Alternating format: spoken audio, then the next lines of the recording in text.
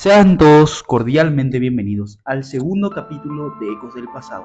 Este podcast está integrado por Alejandro Villalba, Manuel Garallo, Daisy Brites y por supuesto quien les habla, Giovanni Bernal. Es un espacio donde no solo viajamos a través de la historia, sino que también analizamos las estructuras que nos gobiernan. Hoy hablaremos de un tema crucial: la política de la República del Paraguay.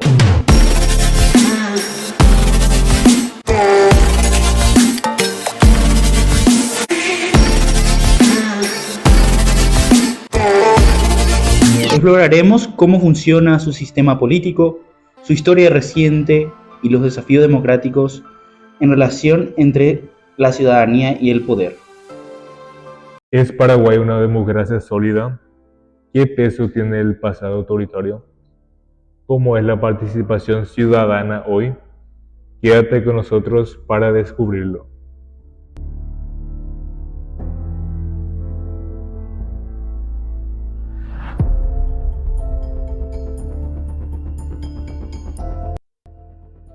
Paraguay se independizó en 1811, pero su vida política siempre estuvo marcada por el centralismo. La Constitución actual fue promulgada en 1992 tras la caída de la dictadura de Alfredo Stroessner y establece un sistema republicano, democrático y representativo. La figura de Alfredo Stroessner es central en la política paraguaya. Gobernó desde 1954 hasta 1989 bajo un régimen militar autoritario, con represión política, censura y persecución de opositores. Este periodo dejó cicatrices profundas y estructuras de poder difícil de desmantelar.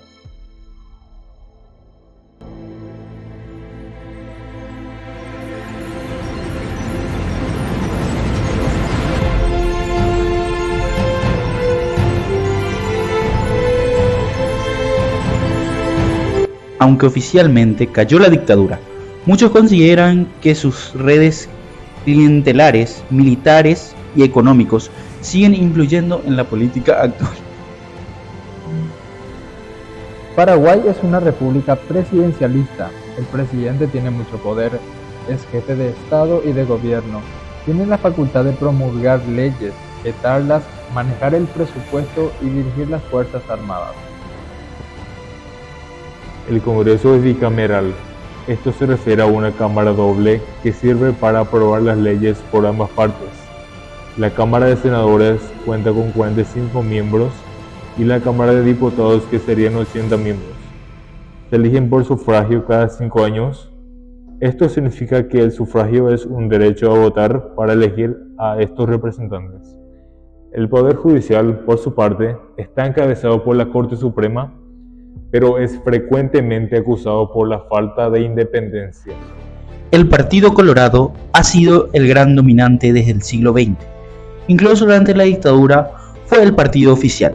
Tras la caída de Stroessner, siguió en el poder, salvo excepciones como la presidencia de Fernando Lugo en el año 2008 hasta el año 2012. El Partido Liberal Radical Auténtico, PLRA, es la principal oposición, aunque muchas veces coopera con el Colorado.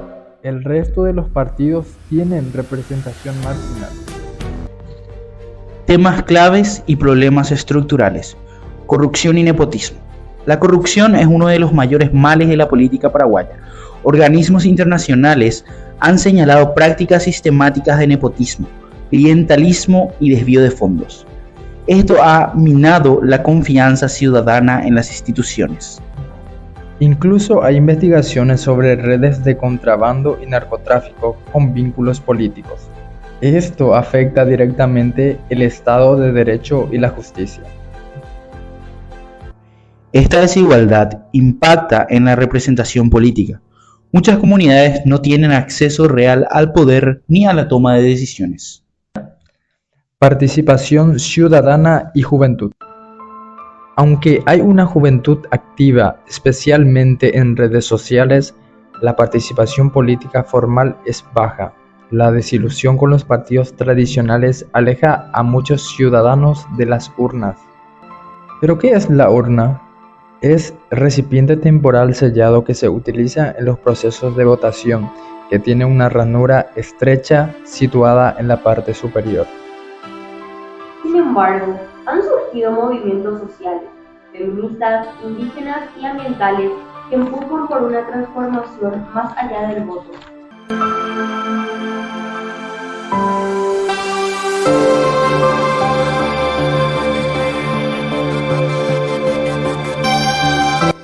Geopolítica exterior y geopolítica regional.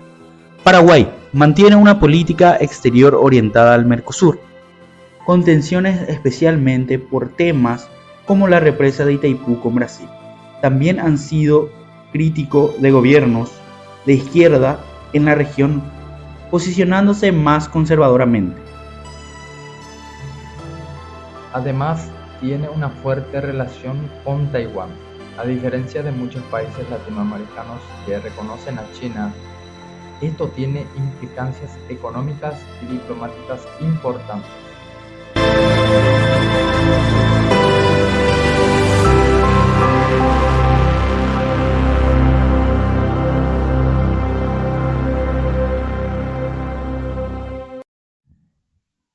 Aquí les traigo una información relevante acerca de la mujer paraguaya. Paraguay fue uno de los últimos países en América Latina en otorgar el voto a las mujeres.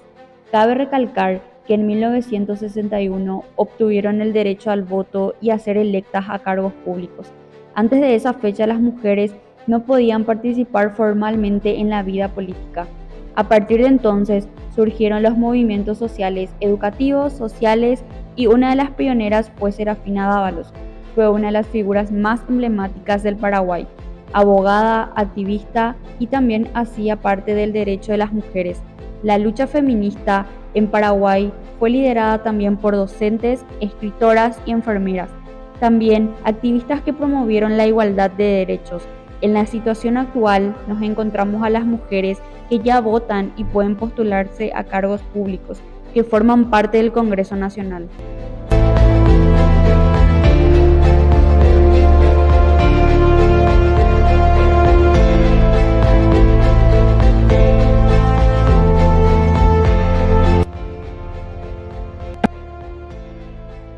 Paraguay entre la historia y los desafíos de su política. Bienvenidos a este espacio donde la historia y la realidad se encuentran. Hoy hablaremos de la política del Paraguay, de dónde vinimos, en qué momentos nos encontramos y hacia dónde podríamos ir. Arrancamos. Para entender la política actual debemos volver al siglo XIX. ¿Cómo describirías el origen del sistema político paraguayo? Bueno, Paraguay tuvo un proceso muy particular. Tras la independencia en 1811 surgieron gobiernos fuertes y centralizados como el de José Gaspar Rodríguez de Francia, por ejemplo. Fue un dictador ilustrado que gobernó desde 1814 hasta 1840. Según el historiador Efraín Cardoso, Francia sentó las bases de un Estado soberano pero aislado del mundo. Y esa tendencia al autoritarismo marcó varios periodos, ¿no? Así es, la dictadura de Francia fue seguida por los regímenes de Carlos Antonio López y luego Francisco Solano López. Después vino la devastadora Guerra de la Triple Alianza en 1864-1870, que destruyó el país y debilitó sus instituciones políticas. El siglo XX y la dictadura de Stroessner. Avancemos al siglo XX. ¿Qué pasó con la política paraguaya en esa etapa? Fue muy inestable. Golpes, gobiernos militares y un Estado débil. Pero el punto más crítico fue la dictadura de Alfredo Stroessner, que duró 35 años. El politólogo Diego Avente-Brun describió: el régimen de Stroessner institucionalizó un sistema autoritario clientelista con represión selectiva y control político del Partido Colorado. Mi abuelo siempre decía que en esos años todo se decidía desde el palacio. No había libertad de prensa ni de elecciones reales. Exactamente, fue una dictadura que usó elecciones formales, pero sin competencia real. El Partido Colorado dominaba todo, poder ejecutivo, judicial y legislativo. Transición democrática y desafíos actuales. En 1989 cayó Stroessner.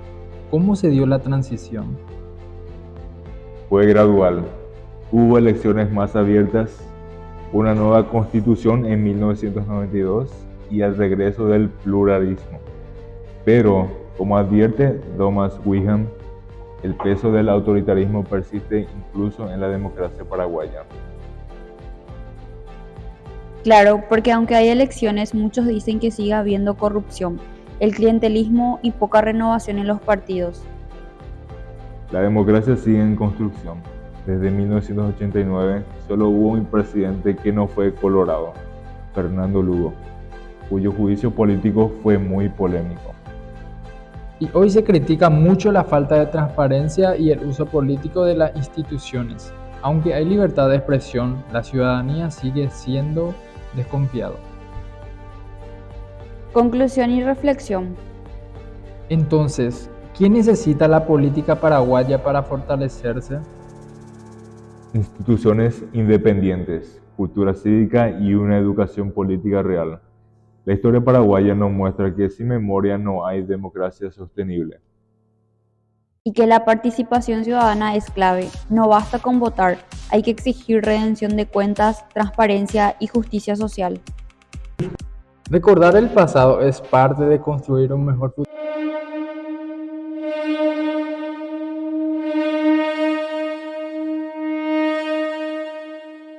Paraguay tiene una política intensa, marcada por partidos fuertes y con mucha historia. En este episodio rápido te cuento cuáles son los más importantes. Primero, el Partido Colorado Oficial, Asociación Nacional Republicana, fundada en 1887, es el más poderoso del país. Gobernó casi toda la historia moderna, incluyendo los 35 años de dictadura de Stroessner. Hoy sigue siendo la principal fuerza política. En segundo lugar está el Partido Liberal Radical Auténtico, el PLRA. Nació como oposición al Colorado y tiene también más de un siglo. Fue clave en el gobierno de Fernando Lugo en 2008, rompiendo décadas de dominio colorado. Aunque ha tenido muchas divisiones internas, sigue fuerte en el Congreso. Luego está el Frente Guazú, una coalición de izquierda liderada por Lugo. Representa a sectores progresistas y campesinos. Tiene presencia parlamentaria pero menos fuerza nacional. También hay partidos más pequeños como Patria Querida, con perfil técnico y conservador, y movimientos nuevos como Yo Creo. En Paraguay, la política está en manos de unos pocos partidos históricos, pero la ciudadanía está cada vez más activa. Saber quién es clave para votar con conciencia.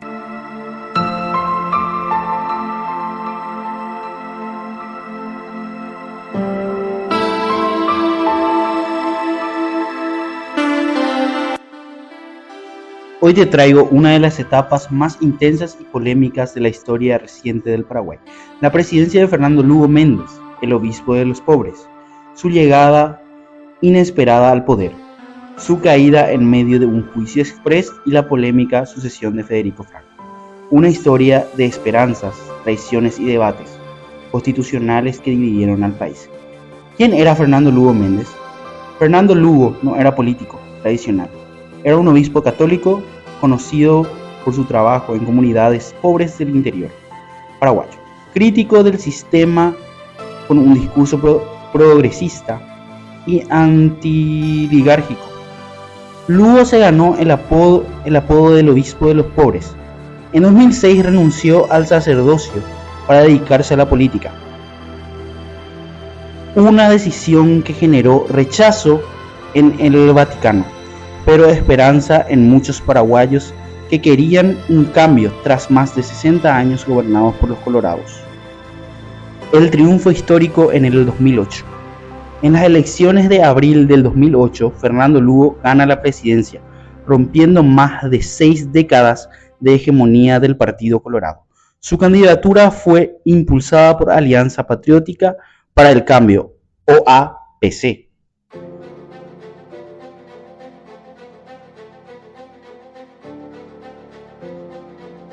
Siendo esta una coalición de partidos de izquierda, centro e incluso conservadores descontentos con el oficialismo.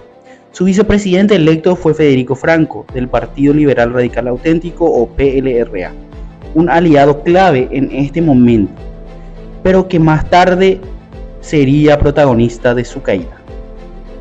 Una presidencia con obstáculos. Desde el inicio, Lugo tuvo que gobernar sin mayoría en el Congreso, el Senado y la Cámara de Diputados. Estaban dominados por los colorados y liberales, pero no dudaron en frenar muchas de sus propuestas. Durante su mandato se enfocó en reformas agrarias modestas, mejoras en la salud pública, lucha contra la corrupción.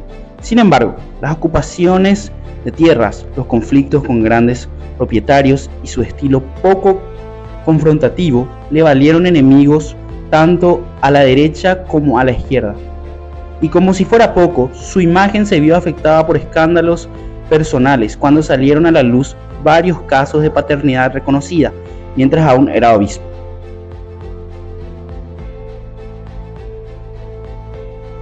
El caso Curuguaty, la chispa que encendió la crisis. El 15 de junio de 2012 ocurrió una masacre en Curuguaty, donde una operación de desalojo de campesinos terminó con 17 muertos, 11 campesinos y 6 policías. Fueron el detonante perfecto para los sectores que ya buscaban destituir a Lugo. A los pocos días el Congreso inició un juicio político, acusándolo de mal desempeño de sus funciones. Pero lo que más indignó a sus defensores fue la velocidad del proceso. El juicio express. El juicio político comenzó el 21 de junio de 2012 y terminó al día siguiente, el 22 de junio. Tuvo apenas 2 horas para preparar su defensa, lo que fue calificado por muchos como una farsa legal. El Senado, con amplia mayoría opositora, votó su destitución, 39 votos a favor y solo 4 en contra. Fernando Lugo, destituido, y su vicepresidente Federico Franco asumió la presidencia de inmediato. La redacción fue inmediata y dividida. Lugo calificó su destitución como un golpe parlamentario. En las calles, miles de personas protestaron contra lo que consideraron un atentado a la democracia. A nivel internacional, la UNASUR y el Mercosur suspendieron al Paraguay argumentando la ruptura del orden democrático. A pesar de las protestas, Federico Franco gobernó hasta el fin del periodo constitucional. Federico Franco, el presidente interino más polémico del Paraguay, asumió con promesas de estabilidad. A pesar de las protestas, Federico Franco gobernó hasta el fin del periodo constitucional. El presidente interino más polémico del Paraguay. Franco asumió con promesas de estabilidad, pero su gobierno fue duramente criticado por favores e intereses empresariales y ganaderos, aumentar el gasto público y designaciones cuestionadas. Conclusión: la presidencia de Fernando Lugo fue corta, intensa y simbólica. Representó la esperanza de un Paraguay diferente, pero también expuso la fragilidad de las instituciones y el poder real del Congreso. Su caída sigue siendo un tema de debate. Y lo más impactante ocurrió apenas en 24 horas, ante los ojos del mundo. ¿Fue justicia o fue un golpe? ¿Qué pasó realmente en Curuguaty? ¿Volverá Lugo alguna vez al poder? La historia del Paraguay aún tiene muchas páginas abiertas y nosotros te las vamos a seguir contando.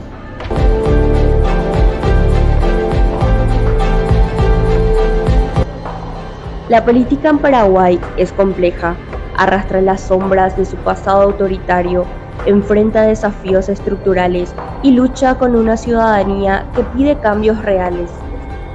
Pero también hay esperanza en la organización social, en el empoderamiento de las comunidades y en la exigencia de transparencia y justicia. Comprender la política paraguaya es también entender la resistencia de su pueblo, la riqueza de su historia y el potencial que aún está por construirse. Gracias por escucharnos en Ecos del Pasado. Hoy dimos un paso hacia la comprensión profunda de un Paraguay. Seguiremos explorando los hilos de la historia y del presente que definen a América Latina. Hasta la próxima.